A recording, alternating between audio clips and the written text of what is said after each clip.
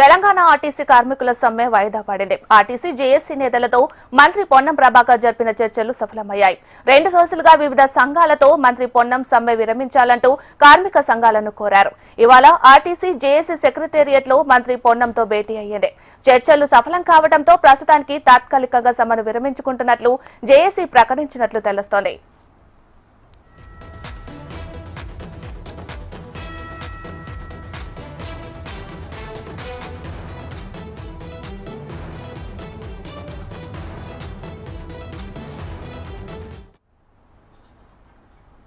Telangana RTC కార్మికుల సమ్మె వాయిదా పడింది. ఆర్టీసీ జేఏసీ నేతలతో మంత్రి పొన్నం ప్రభాకర్ జరిపిన చర్చలు సఫలమయ్యాయి.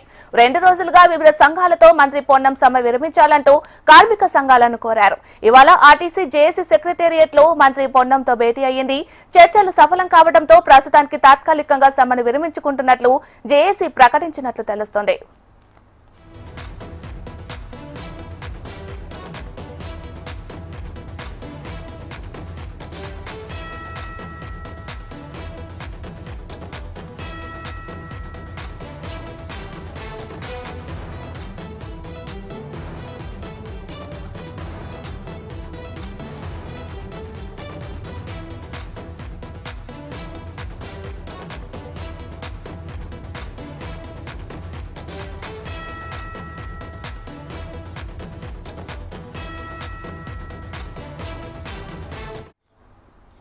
తెలంగాణ ఆర్టీసీ కార్మికుల సమ్మె వాయిదా పడింది. ఆర్టీసీ జేఏసీ నేతలతో మంత్రి పొన్నం ప్రభాకర్ జరిపిన చర్చలు సఫలమయ్యాయి. 2 రోజులుగా వివిధ సంఘాలతో మంత్రి పొన్నం సమ్మె విరమించాలంటూ కార్మిక సంఘాలను కోరారు. ఇవాళ ఆర్టీసీ జేఏసీ సెక్రటేరియట్ లో మంత్రి పొన్నంతో భేటీ అయ్యింది. చర్చలు సఫలం కావడంతో ప్రస్తుతానికి తాత్కాలికంగా సమ్మెను విరమించుకుంటున్నట్లు జేఏసీ ప్రకటించినట్లు తెలుస్తోంది. మరి ఇదే అంశానికి సంబంధించి మరింత సమాచారాన్ని మా ప్రతినిధి ఆర్కే లైవ్ లో అందిస్తారు. ఆర్కే, ఆర్టీసీని ప్రభుత్వంలో విలీనం చేస్తారా లేదా విలీనం పరిస్థితి ఏమైంది, ఎంతవరకు వచ్చింది? మీనాక్షి, మొత్తానికైతే ఆర్టీసీ కార్మికులు రేపటి నుంచి తలపెట్టిన సమ్మె తాత్కాలికంగా వాయిదా వేసుకోవడం జరిగింది. కొద్దిసేపటి కిందటే మంత్రి పొన్నం ప్రభాకర్ తో చర్చలు అయితే జరిగాయి. దీనికి సంబంధించిన చర్చల సారాంశం ఏంటి అనే పూర్తి వివరాలన్నింటినీ కూడా జేసీకి సంబంధించిన నేతలు ఉన్నారు. జేసీకి సంబంధించిన నేతలతో ఒకసారి మాట్లాడించే ప్రయత్నం చేద్దాం. ప్రస్తుతం హనుమంతన్ ఉన్నారు. ఏంటన్నా లోపల చర్చల్లో ప్రధానంగా ఏ అంశాలు ప్రస్తావనకు వచ్చాయి, ఏ అంశాలని మీరు పరిగణలోకి తీసుకున్నారు? ఈరోజు రవాణా శాఖ మంత్రి పొన్నం ప్రభాకర్ గారి ఆధ్వర్యంలో చర్చలకు స్వాగతించడం జరిగినది. ఇందులో ప్రధానంగా 7 ఏదైతే సమ్మె నోటీస్ ఇచ్చిన సంఘాలు పాల్గొనడం జరిగింది. అందులో మరి సాంబశివరావు ఎమ్మెల్యే గారు, అదేవిధంగా కోదండరావు గారు, అదేవిధంగా పరిగి శాసనసభ్యులు రామ్మోహన్ రెడ్డి గారు, అదేవిధంగా మన జిఎంఆర్ మరి మసూదన్ రెడ్డి గారు ఎమ్మెల్యే గారు, మరి వీరి సమక్షంలో అక్కడ చర్చలు జరగడం జరిగింది. ఇందులో ప్రధానంగా టీఎస్ఆర్టీసీ ఉద్యోగులను ప్రభుత్వంలో విలీనం చేయాలి, అదేవిధంగా యూనియన్లు వెంటనే అనుమతి ఇవ్వాలి, 2021-25 వేతన సవరణలు చేయాలనే డిమాండ్లు ఏవైతున్నాయో వీటన్నిటి గురించే ముఖ్యమంత్రి గారి దృష్టికి తీసుకెళ్లి తప్పకుండా పరిష్కరిస్తామని మాకు హామీ ఇవ్వడం జరిగింది. వారి సమక్షంలో, ఎమ్మెల్యేల సమక్షంలో మరి ఈ యొక్క హామీ ఇచ్చిన సందర్భంగా మరి ఈరోజు మరి మిగతా సమస్యలు కూడా మరి గౌరవ ముఖ్యమంత్రి గారు మనకు 2017 పే స్కేల్ చేసిండు. అదేవిధంగా మనకు కొన్ని రావాల్సినటువంటి ఏవైతే బాండ్ డబ్బులు ఉన్నాయో ఆ డబ్బులు కూడా ఇవ్వడం జరిగినది. కొంతమేరకు మరి ఆర్టీసీని మరి చాలా విధాల ఈ యొక్క ముఖ్యమంత్రి గారు ఆదుకున్నారు. కాబట్టి తప్పకుండా మరి ముఖ్యమంత్రి గారి సూచన మేరకు ఈరోజు ఆర్థికంగా రాష్ట్రము ఇబ్బందులు ఉందని చెప్పిన దృష్ట్యా మేము కూడా ఆలోచన చేసి మరి ఈ యొక్క సమ్మెను వాయిదా వేయడం జరిగినది. ప్రధానమైన డిమాండ్లు ఏదైతే ఉన్నాయో, ఏదైతే స్టాఫ్ చిల్డ్రన్ కోటాలో ఎవరైతే కారుణ్య నియామకంలో అపాయింట్మెంట్ అయిన వారికి కన్సాలిడేటెడ్ పే అంటే కాంట్రాక్ట్ పద్ధతి 3 ఏళ్ళు ఏదైనా అది తీసేయాలని చెప్పడం జరిగినది. దాన్ని కూడా సుముఖంగా మనకు తెలియజేయడం జరిగినది.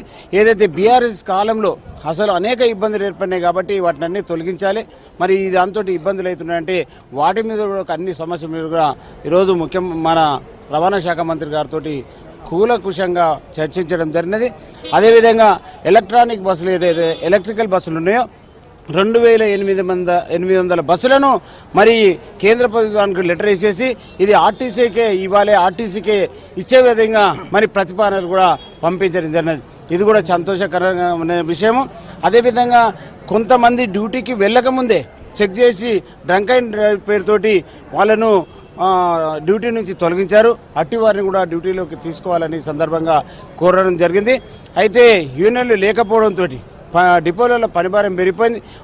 వర్క్ అనేది అసలు చట్ట వ్యతిరేక డ్యూటీలతోటి ఇబ్బందులు ఏర్పడుతూ ఉన్నాయి. ఆ యొక్క ఇబ్బందులను కూడా తొలగించాలని చెప్తే ఇన్ని రోజులు యూనియన్ లేని కారణంగా ఇటువంటి ఇబ్బందులు ఏర్పడినాయి. తప్పకుండా యూనియన్ కూడా ముఖ్యమంత్రి గారితో మాట్లాడి వెంటనే మేము అనుమతి తీసుకొని అవి కూడా ఇస్తామని చెప్పడం జరిగినది. మీ ప్రధాన డిమాండ్లలో ప్రభుత్వ ఉద్యోగులుగా చేర్చడం అనేది చాలా కీలకమైన అంశము. ఆ డిమాండ్ ఎంతవరకు వచ్చింది సార్? ప్రభుత్వంలో విలీనం ఏదైతే ఉందో డేట్ ఆఫ్ అపాయింట్మెంట్ మాత్రమే ఇవ్వాల్సింది. అప్పుడు బీఆర్ఎస్ ప్రభుత్వము ఎన్నికలో బూచి చూపించేసి ఆ రోజు మరి అసెంబ్లీలో తీర్మానం చేసింది. గెజిట్ కూడా మరి గవర్నర్ ఇవ్వడం జరిగింది. అయితే దాని గురించి కూడా ఈరోజు ఒక సుమారు 3.5 గంటలు చర్చించడం జరిగింది ఈ యొక్క సమస్యల పైన. మరి అట్టి దాన్ని కూడా త్వరలో ఏమన్నా దీని మీద ప్రభుత్వంలో విలీనం చేస్తే ఫైనాన్షియల్ ఎఫెక్ట్ పడుతుందా అంటే ఎట్టి పరిస్థితులు పడదు. నెలకు 300 కోట్ల రూపాయలు మహాలక్ష్మికి స్కీమ్ కింద ఇస్తున్నారు. ఆ 300 కోట్ల రూపాయలు ఈ యొక్క ప్రభుత్వంలో విలీనం చేస్తే కొంత జీతం పెరిగినా సరిపోతుంది. మీకే నెలకు 100 కోట్ల రూపాయలు మీకు మిగులుతవి. మరి మిగతావి కూడా మిగతా ఏదైతే ఎస్ఆర్బిఎస్ ఎస్బిడి కూడా ఇచ్చే సదుపాయం ఏర్పడుతుందని, మరి ఏ శాఖకు ఎంత అవసరం పడుతుంది, మరి ఒక్కొక్క విభాగంలో ఎంత ఖర్చు పడుతుంది అనేది కూడా లెక్కలు కూడా రవాణా శాఖ మంత్రికి కూడా తెలియజేయడం జరిగినది. అందువల్ల ఫైనాన్స్ ఎఫెక్ట్ కానివే చాలా ఉన్నాయి. ఆ సమస్యలను పరిష్కరించాలని తెలియజేయడం జరిగినది. ముఖ్యమంత్రి గారికి మేము ఇటు విషయాలు తప్పకుండా అందరితోటి మాట్లాడి వీరు ఎవరైతే ఈరోజు ఎమ్మెల్యేలు చర్చలో పాల్గొన్నారో వాళ్ళందరూ కూడా తీసుకుపోయి మేము మాట్లాడతాం అని మన రవాణా శాఖ మంత్రి గారు మా మీద నమ్మకం ఉంచండి, మీరు సమ్మె వాయిదా వేయండి అని కోరిన సందర్భంగా ఈరోజు మేము వాయిదా వేయడం జరిగినది. మళ్ళీ ఒకవేళ సమస్యలు పరిష్కరించకపోతే సమ్మె మళ్ళీ చేస్తామని కూడా మేము క్లియర్గా స్పష్టంగా చెప్పడం జరిగినది. యాదగిరి గారు, ఆల్రెడీ మీరు కూడా ఉన్నారు. సో ప్రధానంగా గత ప్రభుత్వాలు కూడా ఇదే అంశాన్ని చెప్తూ వస్తున్నాయి. మీ డిమాండ్లు తీరుస్తామని కూడా తీర్చలేదు. ఒకవేళ ఇప్పుడు కానీ ప్రభుత్వం తీర్చకపోతే మీ కార్యాచరణ జేఏసీ కార్యాచరణ ఏ విధంగా ఉండే అవకాశం ఉందంట? ఖచ్చితంగా సమ్మెబాటులోకి పడతాం. ఎందుకంటే గత ప్రభుత్వం చేసిన దుర్మార్గ చర్యల వల్ల ఆర్టీసీ నిర్వీర్యమైంది. కేసీఆర్ 17 పే స్కేల్ వెంటనే ఇస్తానని చెప్పిండు. ఆర్పిఎస్ 2013 బాండ్స్ ఇంకా 10% రిమూవ్ అయిన వాళ్ళకి రాలేదు. ఇలా రేవంత్ రెడ్డి గారు ఆ బాండ్ డబ్బులు ఇచ్చారు. తర్వాత ఆర్థిక పరిస్థితి బాగలేదు కాబట్టి మీరు సమ్మెను వాయిదా వేయమన్నారు. కానీ ఈరోజు పొన్నం ప్రభాకర్ గారు, కూనంశని సాంబశివరావు గారు, మధుసూదన్ రెడ్డి గారు, పరిగి ఎమ్మెల్యే రామ్మోహన్ రెడ్డి గారు, కోదండరామ్ గారు వీరందరి సమక్షంలో మా హామీలను ఖచ్చితంగా తీరుస్తామని చెప్పారు. ముఖ్యమంత్రి గారి దృష్టిలోకి తీసుకెళ్లి సానుకూలంగా స్పందించినందుకు తాత్కాలికంగా వాయిదా వేస్తున్నాం. కానీ ముఖ్యమంత్రి గారికి మేము ఒక్కటే చెప్తున్నాం, మహాలక్ష్మి పథకం వల్ల ఆర్టీసీ ఉద్యోగులు, కండక్టర్లు ఎంతోమంది ఉద్యోగాలు పోగొట్టుకురు, వాళ్ళకు ఉద్యోగాలు ఇవ్వాలా. అదేవిధంగా మహాలక్ష్మి స్కీమ్ను సక్సెస్ చేసినందుకు మాకు ఈ సమస్యలు వెంటనే పరిష్కరించాలి. ఎందుకంటే పనిభారం ఎక్కువైపోయింది, బస్సులు తక్కువ ఉన్నాయి, సిబ్బంది తక్కువ ఉంది. అన్ని కేటగిరీలో రిక్రూట్మెంట్ చేస్తామన్నారు. అన్ని కేటగిరీలో అటెండర్ నుంచి కానీ ఆఫీసర్ల దాకా అన్ని ఖాళీలు ఏవైతే ఉన్నాయో అవన్నీ భర్తీ చేస్తామన్నారు. ఇవన్నీ తెలంగాణ ప్రభుత్వం, మీ ప్రజాప్రభుత్వం వచ్చినాక ఆర్టీసీ కార్మికుల పట్ల మీరు సానుకూలంగా స్పందించినందుకు మాట నెరవేర్చుకుంటారనే ఉద్దేశంతో ముఖ్యమంత్రి గారి హామీ మేరకే తాత్కాలికంగా సమ్మె వాయిదా వేయడం జరిగింది. ఈ హామీని ఈ 3 ఎమ్మెల్యేలు, 1 ఎమ్మెల్సీ మధ్యలో మరి పొన్నం ప్రభాకర్ గారు చెప్పారు కాబట్టి తాత్కాలికంగా వాయిదా జరిగింది. ముఖ్యమంత్రి గారు మా సమస్యలను మరి పాత్ర వేయకుండా కోరి తెచ్చుకున్న గవర్నమెంట్ కేసీఆర్ మాకు నష్టం చేసినా ఓడగొట్టినాం, మీరు న్యాయం చేస్తారని మిమ్మల్ని గెలిపించినాం కాబట్టి మాకు అన్యాయం చేయకుండా మా సమస్యలు పరిష్కరించాలని మీ ద్వారా కోరుతా ఉన్నాం. మొత్తానికైతే అన్ని ఆర్టీసీ కార్మిక సంఘాల జేసీ నేతలందరూ కూడా పూర్తి స్థాయిలో ఈ చర్చల్లో పాల్గొన్నారు. ఏదేమైనా కూడా రేపటి నుంచి సమ్మెలోకి వెళ్తారా లేదా అనే ఒక సస్పెన్స్ మొత్తానికైతే వీడిపోయింది. రేపటి నుంచి సమ్మెలోకి అయితే కార్మిక సంఘాలు వెళ్ళట్లేదు. పూర్తి స్థాయిలో రేపటి నుంచి యథావిధిగా ఆర్టీసీ బస్సులు అయితే తిరుగుతాయి. మీనాక్షి, ఆర్కే, అసలు ఆర్టీసీ కార్మికుల ప్రధాన సమస్య ఏంటి? ప్రభుత్వం ఏ సమస్యలు పరిష్కరించడానికి ఒప్పుకుంది? అలాగే కార్మికుల సమస్యల పరిష్కారం అవ్వడం వల్ల ప్రభుత్వానికి ఎంత మేర భారం పడే అవకాశం ఉంది? మీనాక్షి, అయితే ఓవరాల్ గా ఆర్టీసీ కార్మికులు మొదటి నుంచి కూడా ఒకే విషయాన్ని స్పష్టంగా చెప్తున్నారు. మొత్తం 21 డిమాండ్లు ఉన్నాయి. ఈ డిమాండ్లకు సంబంధించిన వాటిలో ప్రధానమైన డిమాండ్లు వచ్చి ప్రధానంగా 5 డిమాండ్లు వాళ్ళు చెప్తూ వస్తున్నారు. ఆ డిమాండ్లలో కూడా గత ప్రభుత్వమే ఎవరైతే ఆర్టీసీ ఉద్యోగులుగా ఉన్నారో వాళ్ళందరినీ కూడా ప్రభుత్వ ఉద్యోగులుగా చేస్తామంటూ కూడా చెప్పడం జరిగింది. దానికి సంబంధించిన ప్రాసెస్ మొత్తం కూడా కంప్లీట్ అవ్వడం జరిగింది. దాదాపుగా 40,000 మంది ఆర్టీసీ కార్మికులు ప్రస్తుతం కార్మికులు ఆర్టీసీలో అయితే పనిచేస్తున్నారు కాబట్టి 40,000 మందికి సంబంధించి కూడా ప్రభుత్వ ఉద్యోగులుగా అవుతాము అనే ఒక ఆశల్లో ఉండే. కాకపోతే రాష్ట్రం ఏర్పడి కూడా అది ఏదైతే కాంగ్రెస్ గవర్నమెంట్ ఏర్పడి దాదాపుగా సంవత్సరంన్నర గడుస్తున్నప్పటికీ కూడా ఇప్పటికీ కూడా వాళ్ళని ఇంకా ప్రభుత్వ ఉద్యోగులు గుర్తించలేదు. ఆ అంశంపైన ప్రధానంగా ప్రస్తావించినప్పుడు ఖచ్చితంగా మీ అందరినీ కూడా ప్రభుత్వ ఉద్యోగులుగా గుర్తిస్తాం, దానికి సంబంధించిన ప్రాసెస్ అనేది నడుస్తుందంటూ కూడా వీళ్ళకైతే స్పష్టమైన హామీ ఇవ్వడం జరిగింది. అలాగే గుర్తింపు సంఘాలు ఏవైతే ఉన్నాయో 2018లో గుర్తింపు సంఘాలు అన్ని కూడా రద్దు అవ్వడం జరిగింది. అప్పటి కేసీఆర్ ప్రభుత్వం వీటన్నింటిని కూడా రద్దు చేయడం జరిగింది. ఇప్పుడు ఆ గుర్తింపు సంఘాలు ఏవైతే ఉన్నాయో వాళ్ళకి యథావిధిగా గుర్తింపు సంఘాలు ఉంటాయి. అలాగే వాటికి సంబంధించిన ఎన్నికలు కూడా నిర్వహిస్తామంటూ కూడా ఆ హామీని కూడా పొన్నం ప్రభాకర్ అయితే ఆమోదించడం జరిగింది. అలాగే పే స్కేల్స్ ఏవైతే ఉన్నాయో పే స్కేల్స్కి సంబంధించిన అంశాన్ని కూడా ఖచ్చితంగా ముఖ్యమంత్రి దృష్టికి తీసుకెళ్లి ఆ సమస్యను కూడా పరిష్కరిస్తామని చెప్పడం జరిగింది. ఇక కారుణ్య నియామకాలకు సంబంధించి ఏవైతే ఉన్నాయో కారుణ్య నియామకాలకు సంబంధించి కూడా ఆ అంశం ఏదైతుందో అది కూడా ముఖ్యమంత్రి దృష్టిలో ఉంది కాబట్టి ఆ సమస్యను కూడా వీలైన త్వరగా క్లియర్ చేస్తామని చెప్పడం జరిగింది. మొత్తం ఏవైతే సమస్యలు పెట్టడం జరిగిందో అవన్నీ కూడా పూర్తి స్థాయిలో క్లియర్ చేస్తాం. కాకపోతే కొన్ని ఆర్థికపరమైన డిమాండ్లు ఉన్నాయి కాబట్టి అవి మాత్రం కొంత ఆలస్యం అవుతాయి. అవి కూడా ప్రభుత్వం పూర్తి స్థాయి అప్పుల్లో ఉంది కాబట్టి తప్పనిసరి పరిస్థితుల్లోనే కొంత ఆలస్యం అవుతున్నట్టు కూడా చెప్పడం జరిగింది. కానీ కార్మిక జేఏసీ ఒకటే చెప్తోంది, ఖచ్చితంగా ప్రభుత్వాన్ని అర్థం చేసుకుంటాం. అలాగే రవాణా శాఖ మంత్రి మమ్మల్ని పిలిచి ఇంతసేపు సమయం ఇవ్వడం జరిగింది కాబట్టి ఖచ్చితంగా ఆయనను కూడా గౌరవిస్తామంటూ కూడా చెప్పడం జరిగింది. కాకపోతే ప్రస్తుతం ఇచ్చిన ఏవైతే సమస్యలకు సంబంధించిన హామీ ఇవ్వడం జరిగిందో వాటిపైన కానీ ఒకవేళ ప్రభుత్వం ముందుకు వెళ్ళకపోతే యథాస్థితి కొనసాగితే మాత్రం రాబోయే రోజుల్లో ఖచ్చితంగా సమ్మెలోకి వెళ్తామంటూ కూడా చెప్పడం జరుగుతుంది. అలాగే తాత్కాలికంగా మాత్రమే సమ్మెను విరమించినట్టు కార్మిక సంఘాలు అయితే చెప్తున్నాయి. మీనాక్షి, ఆర్కే అసలు ఆర్టీసీ కార్మికులు ఎలాంటి ఇబ్బందులు ఎదుర్కొంటున్నారు?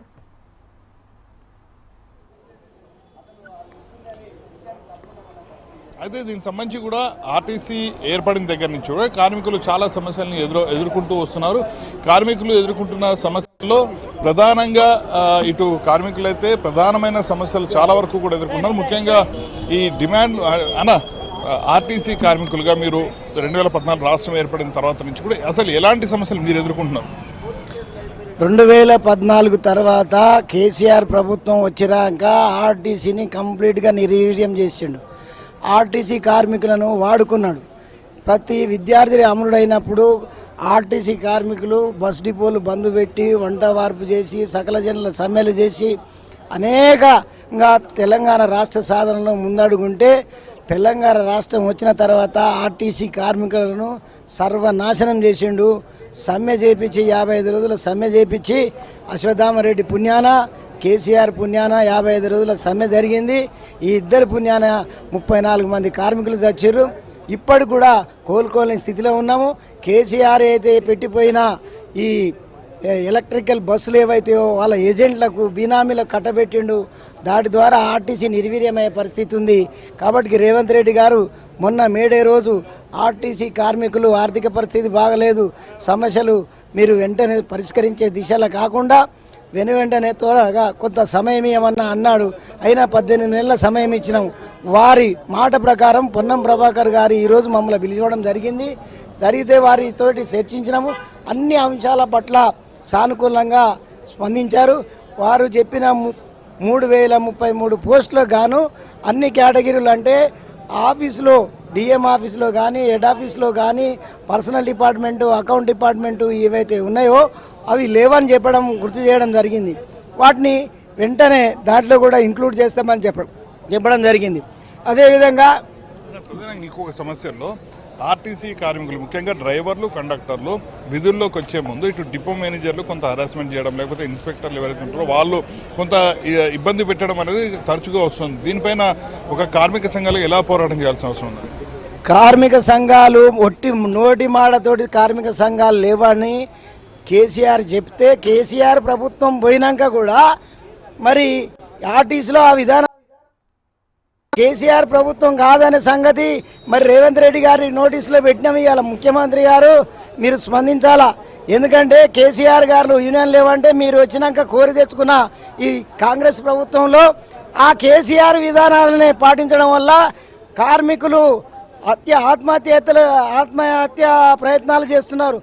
హరాస్మెంటు ట్రాఫిక్ విభాగంలో మళ్ళీ సిఐలు కానీ ట్రాఫిక్ సూపర్వైజర్లు కానీ డిఎంలు కానీ పై ఆఫీసర్లు కానీ ఇంతంత అని చెప్పడానికి వీల్లేదు.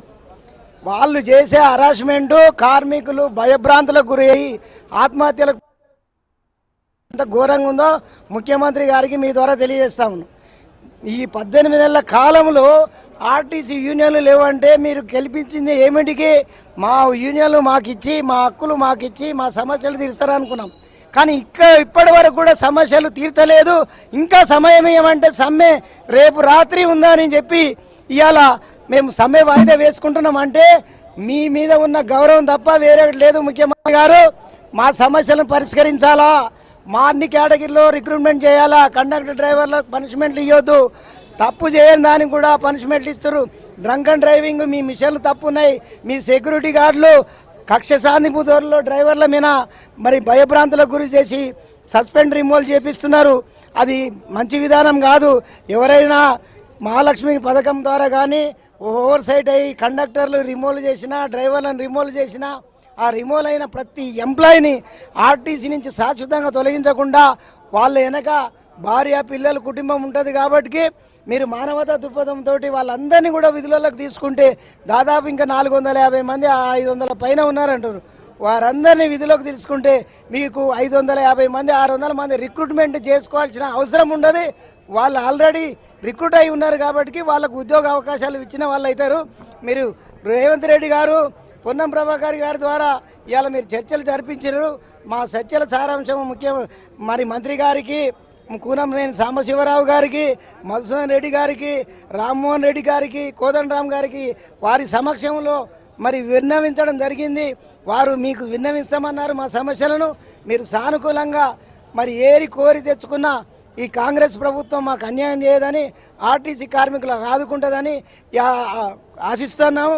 ఇదే సెంట్రలైజేషన్ పేరు మీద అకౌంట్స్ డిపార్ట్మెంట్లో ఈ గ్రేటర్ హైదరాబాద్ జోన్లో, హైదరాబాద్ సికింద్రాబాద్ జోన్లో అకౌంట్స్ విభాగాన్ని సెంట్రలైజ్ చేసారు. పనిభారం ఎక్కువైంది. 50 మంది చేసే కాడ 20 మందితో చేపిస్తున్నారు. అందరికీ ఇంక్రిమెంట్లు కానీ ఆడిట్ కానీ కావాలంటే ఇబ్బంది ఉంది. దాన్ని సెంట్రలైజేషన్ తీసేసి డీసెంట్రలైజ్ చేసి డిపోలలో అకౌంట్స్ విభాగానికి కార్మికులకు అందుబాటులో ఉండగా చేయాలని మీ ద్వారా కోరుతా ఉన్నాను.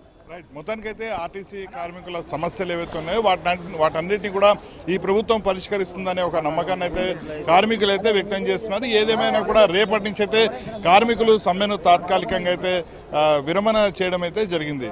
మీనాక్షి, ఆర్కే, అసలు ప్రభుత్వానికి అనుకూలంగా ఉన్న ఉద్యోగ సంఘాలన్నీ, అలాగే వ్యతిరేకంగా ఉన్న ఉద్యోగ సంఘాలన్నీ?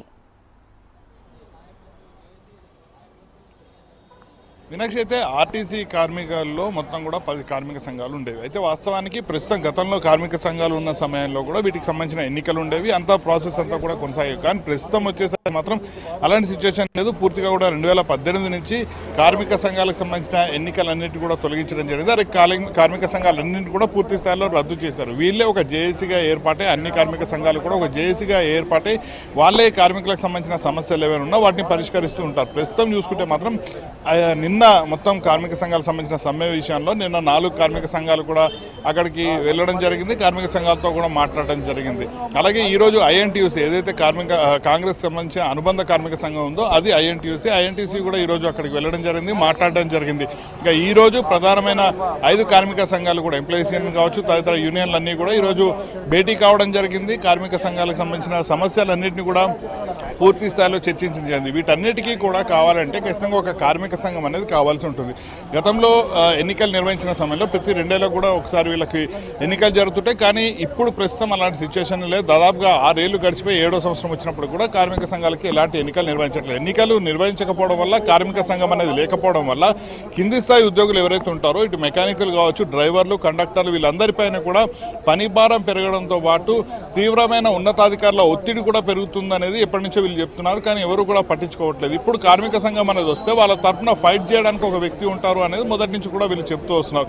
అందులో భాగంగానే ప్రస్తుతం ఈ కార్మిక సంఘానికి సంబంధించిన ఎన్నికలు ఖచ్చితంగా నిర్వహించాలని వీళ్ళు గట్టిగా పట్టుబడుతున్నారు. ఇప్పుడు ప్రస్తుతం మంత్రి పొన్నం ప్రభాకర్ కూడా ఖచ్చితంగా దీనికి సంబంధించి ఒక క్లారిటీ ఇస్తాము, ఖచ్చితంగా ఎన్నికలు రాబోయే రోజుల్లో నిర్వహిస్తామంటూ కూడా చెప్పడం జరిగింది. కాబట్టి ఇప్పుడున్న అన్ని కార్మిక సంఘాల్లో కూడా ప్రధానమైన కార్మిక సంఘాలు ఎంప్లాయీస్ యూనియన్, టీఎంయూ ఉంటుంది, అలాగే ఐఎన్టీయూసీ, ఇవి ప్రధానమైన కార్మిక సంఘాలు. మిగతా కార్మిక సంఘాలు ఉన్నప్పటికీ కూడా అవి తాత్కాలికంగా ఉంటాయి. మిగతా ఈ 3 మాత్రం ప్రధానమైన కార్మిక సంఘాలుగా చెప్పాల్సి ఉంటుంది. అయితే ఆర్టీసీ కార్మికులకు సంబంధించిన సమస్యల విషయానికి వచ్చినప్పుడు, సమస్యల ప్రస్తావనకు వచ్చినప్పుడు ఇందులో చాలా వరకు కూడా ఇప్పటికీ పెండింగ్లో చాలా ఖాళీలు ఉన్నాయి. ముఖ్యంగా ఆర్టీసీ డ్రైవర్ల విషయానికి వస్తే ఇప్పటికీ చాలా పెండింగ్ లో ఉన్నాయి. వీటికి తోడు ఎలక్ట్రిక్ వాహనాలు నడుపుతున్నారు. ఎలక్ట్రిక్ వాహనాలకు సంబంధించి కూడా ఆ బస్సు ఖాళీగా నడిచినా ఎలా నడిచినా కూడా అది దానికి సంబంధించి ట్రిప్కి 30 రూపాయలు ఇవ్వడం జరుగుతుంది. ట్రిప్కి ఇవ్వాల్సిన కిలోమీటర్కి 30 రూపాయలు ఇస్తారు. ఆ మొత్తాన్ని కూడా ఖచ్చితంగా ఇవ్వాల్సింది, అది లాభం వచ్చినా నష్టం వచ్చినా ఆర్టీసీ చెల్లించాల్సి ఉంటుంది. కాబట్టి వీళ్ళు ప్రధానంగా డిమాండ్ చేసేది అదే. మొత్తంగా చూసుకుంటే మాత్రం ఈ కార్మిక సంఘాలు మాత్రం ఓవరాల్గా ఖచ్చితంగా ఈ ప్రభుత్వం తమ కోరికలు నెరవేరుస్తున్న ఒక ధీమానైతే వ్యక్తం చేస్తున్నారు. Meenakshi. Right, thank you RK.